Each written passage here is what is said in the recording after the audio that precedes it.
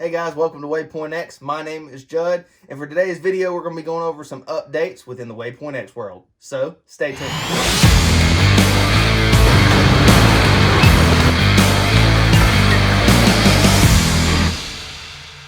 Hey guys, welcome again to Waypoint X. My name is Judd, and we really do appreciate you tuning into this channel. Go ahead and hit that subscribe button, leave a like, and leave a comment below on any questions you may have throughout the video or just about Waypoint X. So I know y'all see this winch rope right here that's being dangled. We're actually drying it off. We actually stopped the fan for the video, but we're just drying it off. So the other day we had to pull a few people out with the winch line. So we're just washing it, making it really clean. It had gotten pretty muddy and nasty and gritty and grimy. So we went ahead and washed it and soaked it in some water a few times and got most of the dirt out of it. So we're gonna winch that in. Now we did break our winch controller this last time, so we're going to be getting a wireless one this time, so we don't have that problem. We'll have the wired one that I spliced back together for a backup.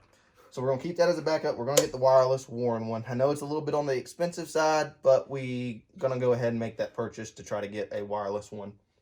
We've made a few upgrades to the Jeep. We haven't upgraded the lights yet. I know in our last update video we were going to do that. We're still trying to decide what lights we want to do. So that's been good. We're still working on the tires. So the tires are almost on their way. We're figuring out some logistics behind that.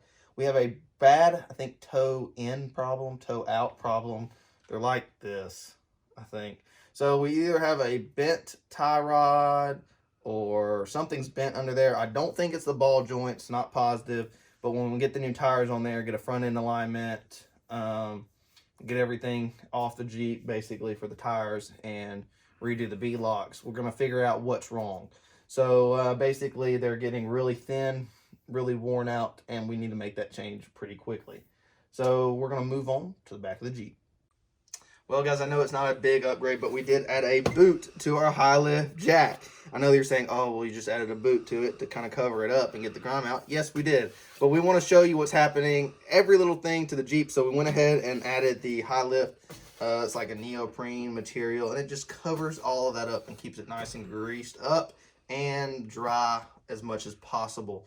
So we went ahead and did that. We also are getting our rear bumper fixed. Didn't know if we told y'all that in the last video. We basically cracked it in two the last time we had it, and not good. So we're getting that fixed up and ready to go. But yeah, we've done a few little things. Now we're going to go to the inside and show you the new upgrade into the interior of our Jeep. So you're probably wondering why we are in the dark. So we added some interior lighting. So let's see how it is. So now we have a super bright interior light. We didn't choose for the interior lights that are LED because we wanted a light right here, because most of the time you've dropped something in the floorboard, in the center console area, or on the passenger side, and we needed a ton of light up front. So what we did is we went to KC. We ordered this off of Northridge, and this is a KC diffuse clear cyclone, and we've got it mounted, and we've ran the wires down the frame, and then down through the front, and then to the switch panel right here. We've already used up all of our switches up top. So the cool thing about this is you don't have to have a roll bar to mount one. So this is I'll actually take it down for you. So we didn't want to do an install video on this because lighting is kind of hard, and people have different preferences on how they do it. So this one you can see it on the thing, it's got a piece of Velcro, and it's ran through this bracket right here, and it just goes around a roll bar. So you can put it on this roll bar, on a roll bar in the back, and it just goes on any roll bar.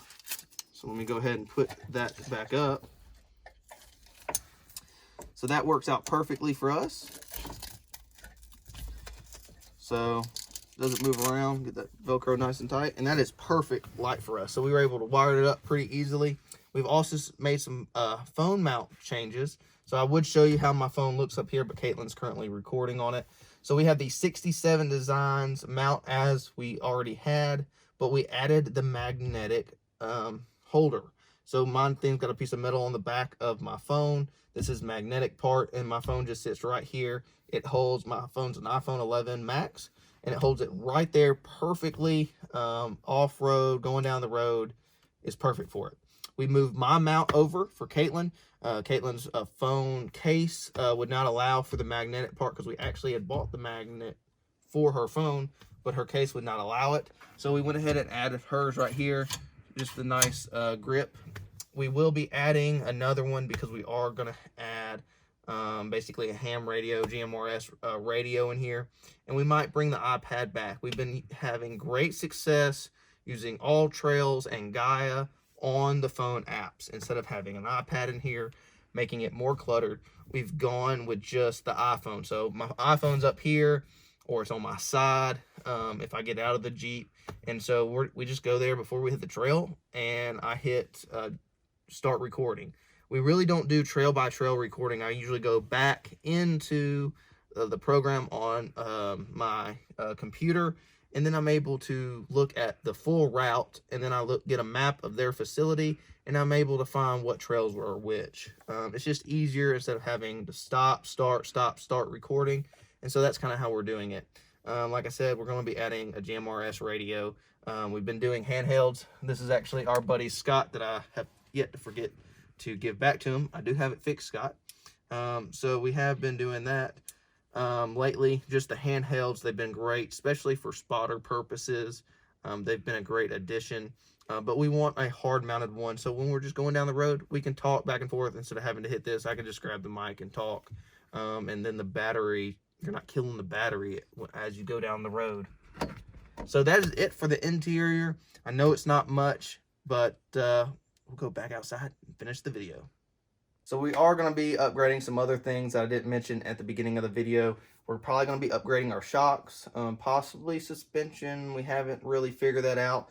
We're trying to fix some of the problems that we're having, and we'll let you know more about that in some upcoming videos. Just trying to figure out some issues that we're having there. But everything else has been going great for the Jeep. We've had a few malfunctions. I know y'all saw us have the radiator problem. We did get all of that fixed. Everything is changed. It's all good. We do have an O2 sensor. It's the back half O2 sensor for the exhaust system that has gone out. I got to replace that. Got to get that engine light off. But besides that, it's been ticking along pretty well. Just trying to make upgrades as we can and save money in the process. So we're trying to do them sparingly, one here, one there. Probably we're going to get some lights. They're starting to get pretty worn out and ugly. So lights, tires are our next options, and the winch controller. Guys, we really do appreciate you tuning in. I think I have covered everything that has been updated on the Jeep. Talking about trips, we're still going to Polladura in May, and then out to Kentucky in October for the Jeep Jamboree. So if you're going on those, please leave a comment below and let us know. We'd love to come out there, shake your hand, get to know you a little bit, and see you around the campfire or the local restaurant while we're out there. We really will enjoy coming to meeting you. And so we're going to have some more trail trips local to Alabama. Always going to go back to Stony plenty of times. I hope you've enjoyed those trail trips. We did the night ride at Stony, hitting some of the harder core trails out there that a Jeep can do. And then we just did one where a brand new stock Jeep could do. So basically what your Jeep can do stock, and it will amaze you.